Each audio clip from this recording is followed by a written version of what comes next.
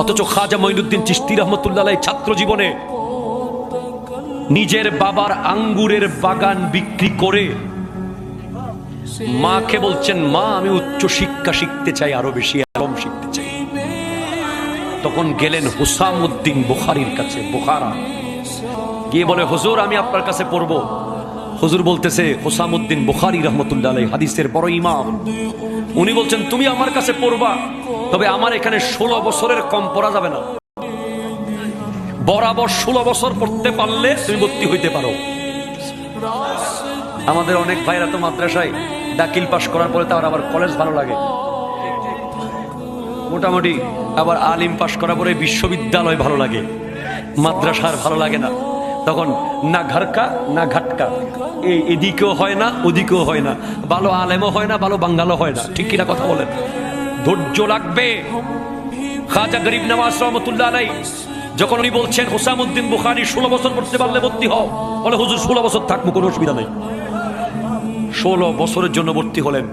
উনি তো অলৌকিক মেধার অধিকারী ছিলেন খাজা মঈনুদ্দিন চিশতি রহমতুল্লাহ আলাইহি, বাবা এবং মা দুই দিক থেকে হাসানি আর হুসাইনি। তখন বলে 16 বছরের পড়া 7 বছরে পড়া শেষ। হুজুর আমার সবক নেন। দেখে 16 বছরে যেই কোর্স শেষ হইতো উনি 7 বছরে শেষ করে ফেলাইছে। কয় হুজুর আমাকে নতুন কিছু বল। কয় আমার কাছে আর কোনো কিছু নাই, যা ছিল সব তুমি শিখে ফেলছো। এবার তুমি যদি উচ্চ শিক্ষা আরো শিখতে চাও, আব্দুল্লাহ সামারকান্দি একজন আমার বন্ধু আছে, তাফসীরের ইমাম, এখান থেকে সামারকান্দ তুমি যাও, তার কাছে তাফসীর শিখবে। খাজা মঈনুদ্দিন চিশতি রহমতুল্লাহ আলাইহি সেখানে গেলেন, আবার গিয়ে 2 বছর তাফসীর শিখলেন। তারপরে হাদিস আর তাফসীরের পরিপূর্ণ জ্ঞান অর্জন করার পর উনি মক্কা শরীফ গেলেন শুকরিয়া আদায় করতে।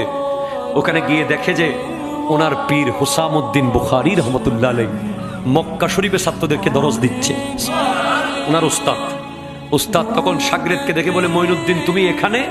বলে হুজুর আমি তো এখানে আসছি কাবাগর জিয়ারত করতে। বলে আজকে একটা কাজ করো, তুমি ক্লাস নাও, আমি নিব না।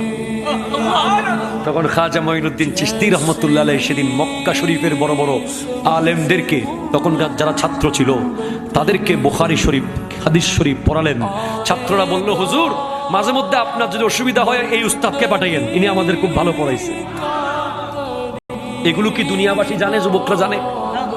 তারা মনে করে যে ওলি আল্লাহ মানে শুধু একটা এই সেই। এক একজন ওলি যে কত বড় বড় আলেম। তাফসীর রুহুল বয়ানের ভিতরে আছে, কোন মূর্খকে আল্লাহ ওলি বানাবে না।